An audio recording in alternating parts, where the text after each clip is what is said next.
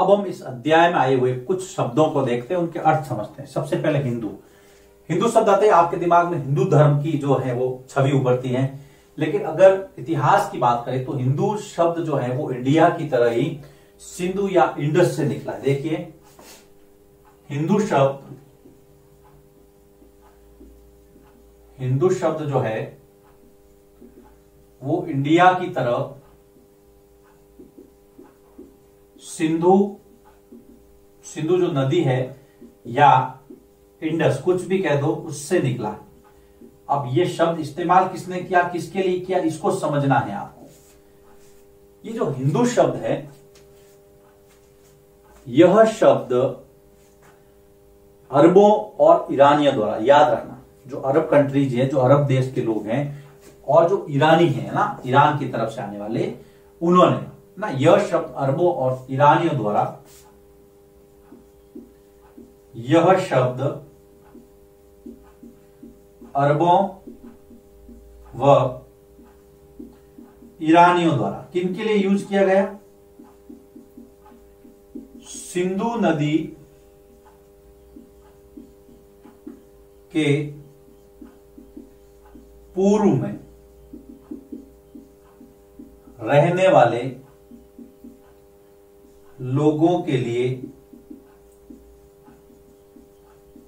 इस्तेमाल किया गया। उन्होंने कहा कि भाई सिंधु नदी के पूर्व में जो रहते हैं वो स को ह बोलते थे, इसलिए सिंधु से हो गया हिंदू, सिंध से हो गया हिंद, है ना।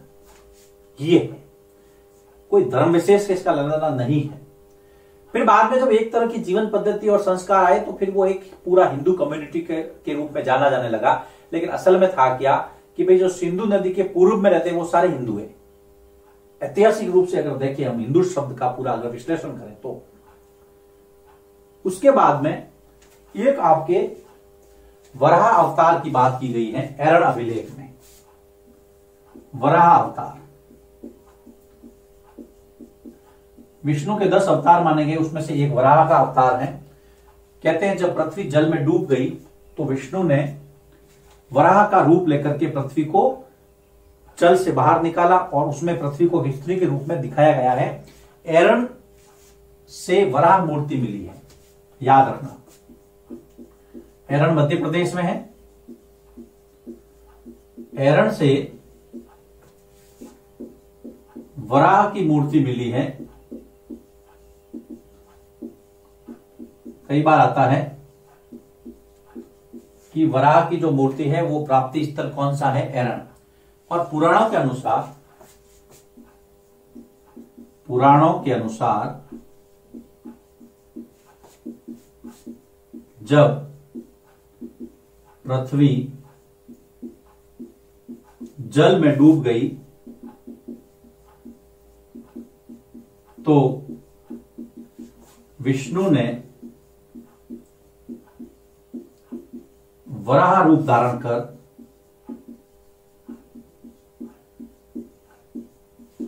पृथ्वी को बचाया। इसमें पृथ्वी को स्त्री रूप में बताया गया है। पृथ्वी को स्त्री रूप में बताया गया। ये है एरण अभिलेख या एरण से जो मूर्ति मिली है वराह मूर्ति, और जो वराह अवतार माना जाता है विष्णु का, उसकी बात बताई गई है। इसके बाद में एक और टर्म है तीर्थयात्री। तीर्थयात्री बताइए, वे स्त्री पुरुष जो प्रार्थना के लिए पवित्र स्थानों की यात्रा करते हैं उनको हम कहते हैं तीर्थयात्री। तीर्थयात्री वे स्त्री पुरुष जो प्रार्थना के लिए, भगवान की प्रार्थना के लिए पवित्र स्थानों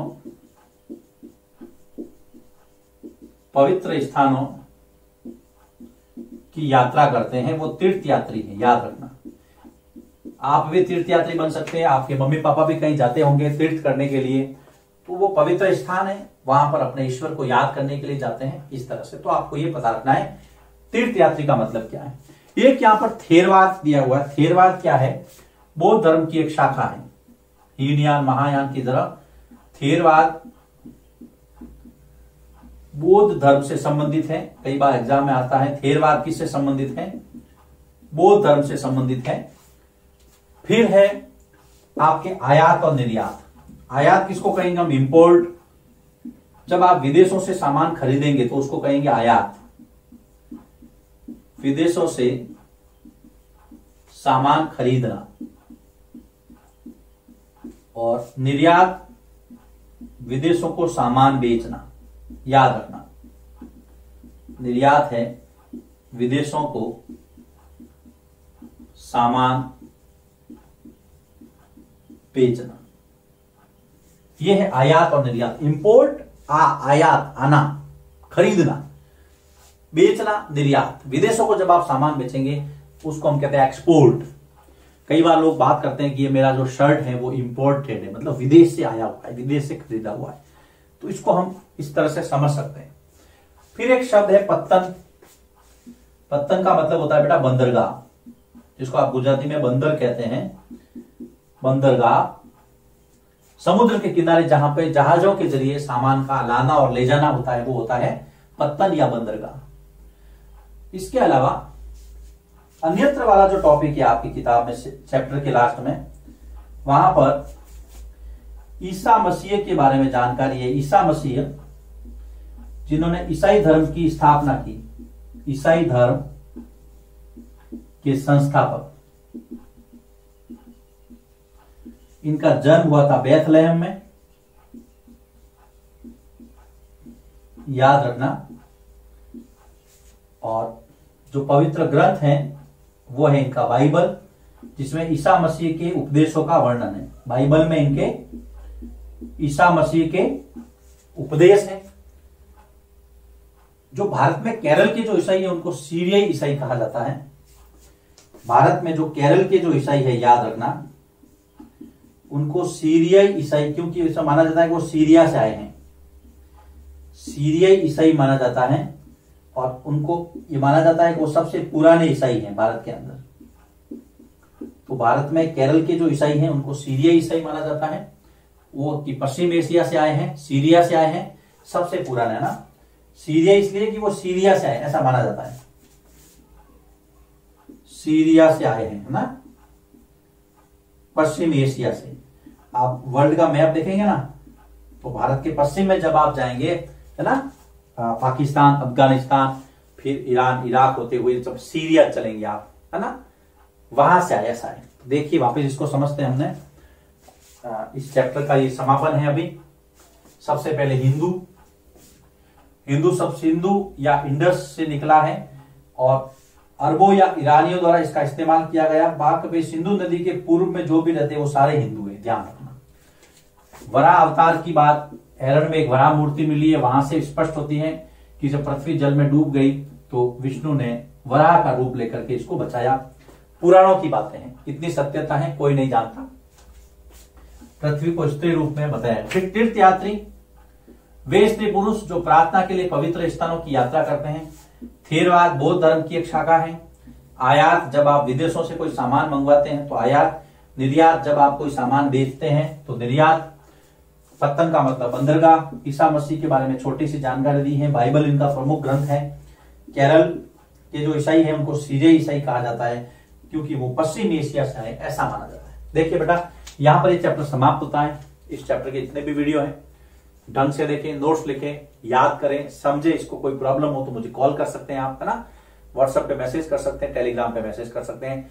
इसके नोट्स अवेलेबल हो जाएंगे आपको हमारे ब्लॉग पर। तो उम्मीद करता हूं आपको ये चैप्टर अच्छा लगा होगा। इस चैप्टर के साथ ही नवो एकेडमी 6th क्लास हिस्ट्री के सारे वीडियोस दे चुका है। 11 चैप्टर हैं, 11 के 11 चैप्टर के वीडियो लेक्चर अवेलेबल हैं अपने चैनल पर। आप कोई भी चैप्टर के किसी भी वीडियो के बारे में कोई समस्या हो तो मुझे पूछ सकते हैं। कोशिश करूंगा आपकी समस्या या शंका का समाधान करने की।